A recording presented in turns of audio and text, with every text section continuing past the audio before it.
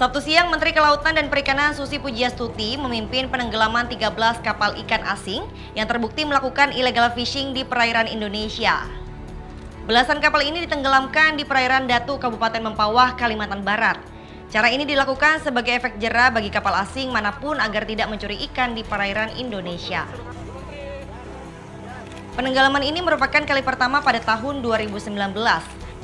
Rencananya masih ada 13 kapal lagi yang akan ditenggelamkan secara bertahap bulan Mei ini. Sejak 2014, pemerintah sudah menenggelamkan 488 kapal pencuri ikan yang telah berkekuatan hukum tetap. Paling banyak adalah kapal ikan dari Vietnam. Jadi kita ingin memastikan bahwa kapal-kapal ini tenggelam. Kan kita sudah tangkap beberapa kali kapal yang ditangkap lagi.